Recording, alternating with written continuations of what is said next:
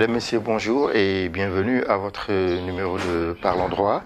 Ce matin, comme vous le constatez, nous avons avec nous un juriste émérite nommé Maodo Malick Mbaye, donc avec qui nous avons eu à faire nos humanités à la faculté des sciences juridiques et politiques. Bonjour, Monsieur Mbaye. Bonjour, Monsieur Coulibaly. Donc, bienvenue à l'émission Parlons droit. Donc, nous nous donnons aujourd'hui le plaisir de vous recevoir afin de diversifier donc, par rapport aux différents thèmes que nous aurons à traiter. Donc, histoire de montrer qu'il y a d'autres juristes compétents qui sont en mesure d'éclairer les Sénégalais par rapport à plusieurs thèmes qui sont jugés importants. Voilà, ce matin, nous sommes dans la continuité du thème que l'on a commencé la semaine passée, c'est-à-dire les actes d'état civil. Nous avons eu à voir les actes de naissance et ce matin, nous allons parler du mariage et des actes qui découlent du mariage. Voilà, et c'est la raison pour laquelle nous avons tenu à inviter notre cher juriste, M. Mbaye. M. Mbaye, qu'est-ce que le mariage? Bonjour, Monsieur Coulibaly. Merci de m'avoir accordé cet honneur de parler sur le mariage. Le mariage, d'abord, ce qu'il faut retenir, c'est que le mariage est retenu dans le Code de la famille sénégalais, notamment en son article 100. Et le mariage, cet article 100 définit le mariage comme étant un lien qui crée une famille par une union solennelle entre un homme et une femme. Il est soumis à des conditions de forme et à des conditions de fond. En grosso modo, c'est comme ça que nous pouvons définir le mariage comme étant un lien matrimonial qui crée par une union solennelle entre un homme et une femme. Donc, pour dire que pour qu'il y ait mariage, il faut qu'il y ait forcément un homme et une femme. Et cette union est soumise à des conditions prévues à l'article 104 et suivant du Code de la famille, mais aussi à des conditions de fond prévues à l'article 108 et suivant du Code de la famille. Tout à fait. Je pense que là, c'est clair. Hein? Le mariage, effectivement, est fait entre un homme et une femme. Et il y a des conditions de fond et de forme qui sont exigées par la loi. Donc, on ne pourra pas entrer dans les détails de toute façon des conditions de fond et de forme. Mais ce qui est important de retenir, c'est que c'est un lien qui existe entre un homme et une femme. Donc, et que c'est le mariage qui crée la famille au Sénégal. À quel âge peut-on se marier au Sénégal? Pour l'âge du mariage, si on se réfère toujours au niveau du Code de la famille, avec le Code de la famille, le mariage est soumis à des âges. Et l'âge requis pour le mariage, c'est quasiment au niveau de l'article 111, les conditions, pour qu'il y ait mariage, c'est 18 ans pour l'homme. Et la femme doit être âgée au minimum de 16 ans. Sauf dispense d'âge, bien sûr. Tout à fait. Sauf dispense d'âge, accordée pour motif grave par le président du tribunal de grande instance de la localité, de résidence de la dame. De la dame, effectivement. Donc, en résumé, pour qu'il y ait mariage, il faut que l'homme soit âgé de 18 ans et la femme de 16 ans. Maintenant, il y a des exceptions parce qu'il peut y avoir dispense d'âge. Dispense d'âge, effectivement. Donc, ce qui veut dire que donc un mineur peut bien se marier. Donc, s'il y a ces dispenses d'âge-là et si les personnes qui exercent, en tout cas, si ces tuteurs donnent leur consentement et que ces consentements sont constatés effectivement par l'officier qui célèbre le mariage, c'est assez clair. Voilà, on parle de mariage et nous entendons souvent parler d'options. Voilà, maintenant, quelles sont ces options-là par rapport au mariage? On entend parler de polygamie, etc. Donc, voilà, c'est quoi ça? Pour les mariages, pour l'option des mariages, nous pouvons constater qu'il y a deux options. Bon, il y a trois options pour certains, mais pratiquement les deux qui sont identiques. Donc, il peut être conclu soit sous l'option de la polygamie. La polygamie est considérée comme étant un cas où l'homme ne peut avoir simultanément plus de 4 épouses. Ça, c'est la polygamie. Mais également, il y a la polygamie limitée. Lorsqu'on parle de polygamie limitée, c'est quasiment soit de 2, 3, etc.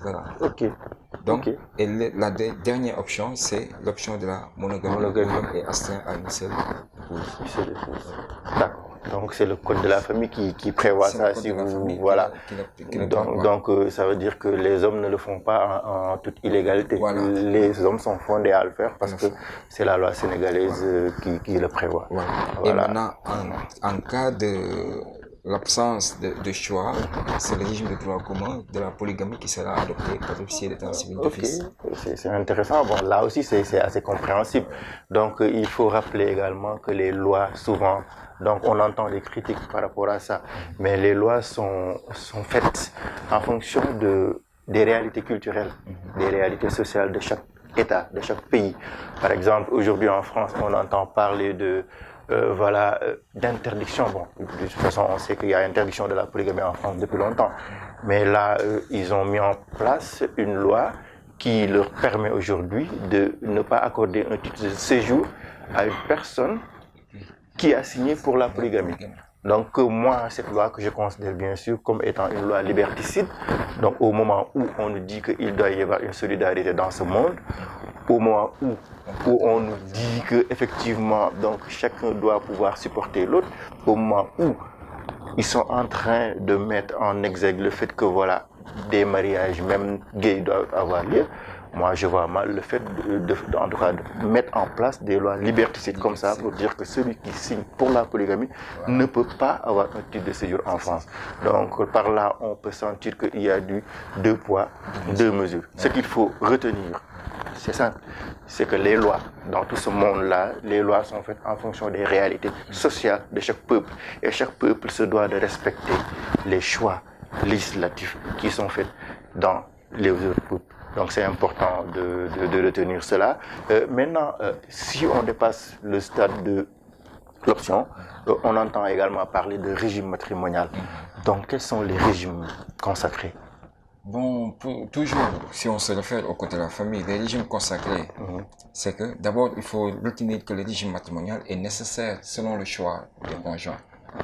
Maintenant, les régimes, nous avons le régime de la séparation des biens, nous avons également le régime des biens communs, mais également nous avons le régime total.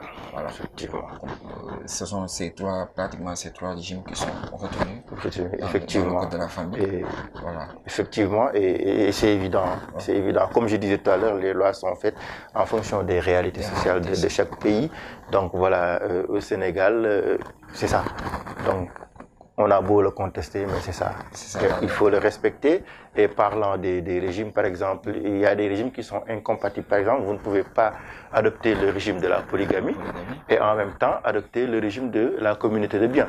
Parce que vous avez plusieurs épouses, il n'est pas dit que les autres épouses veulent faire une communauté de biens avec les autres épouses. C'est pourquoi, dès l'instant qu'aujourd'hui vous optez pour le régime de la polygamie, vous ne pouvez plus opter pour le régime de la communauté des biens. Donc c'est automatiquement le régime de la séparation des biens. Et comme il disait tout à l'heure, en cas de non-choix, aujourd'hui vous n'avez pas fait une option, le régime de droit commun, c'est le régime de la séparation des biens. Donc là, c'est des éléments importants à savoir également. Maintenant, quels sont les délais aujourd'hui pour faire constater un mariage? Parce que on sait que après le mariage, normalement, comme vous l'avez dit tout à l'heure, voilà, il y a les mariages célébrés, etc., etc. Quels sont les délais pour faire constater un mariage au niveau de l'officier d'état civil? Bon, voilà, M. Koulibaly, une question très pertinente, parce que c'est le problème majeur actuellement au Sénégal. Mais il faut retenir auparavant qu'il y a deux types de mariages. Il y a deux types de mariages. Il y a le mariage coutumier, mais également il y a le mariage civil. Donc, pour ce qui est du mariage coutumier, c'est une union qui est célébrée en la forme religieuse et selon les usages des deux conjoints. C'est ça, en fait, lorsqu'on parle de coutume, c'est ça le mariage coutumier. Et là, pour les personnes concernées, ce mariage devra être constaté après célébration en la forme religieuse. Ce mariage devra être constaté. Constaté par qui? Par l'officier d'état civil. Et c'est ce qui est le mal des Sénégalais actuellement, parce qu'ils ont beaucoup de difficultés à faire constater ces mariages-là. Ce mariage-là est constaté, vous avez un délai de 6 mois. Un délai de 6 mois pour faire constater ce mariage coutumier. C'est bon à savoir.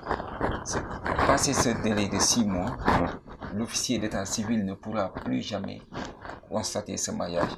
Sauf maintenant, il faut une utilisation spéciale, un jugement du juge pour que l'officier d'état civil puisse transcrire. Là, dans ce cas, on parle plus de constatation, mais on parle de transcription. De l'acte civil, au niveau de l'acte d'état civil de maillage. Donc, ce maillage sera transcrit, régularisé, c'est une sorte de régularisation. C'est une régularisation, ouais. Voilà. Et là, c'est ça, en fait. Pour ce qui est du maillage civil, c'est un maillage en général qui se passe directement devant l'officier d'état civil. Et là aussi, c'est le même délai de 6 mois. Et là, ça pose moins de problèmes. Ce qui se pose actuellement, le problème qui se pose au Sénégal, c'est le problème des maillages coutumiers qui ne sont soit ni déclarés, mais qui sont déclarés tardivement.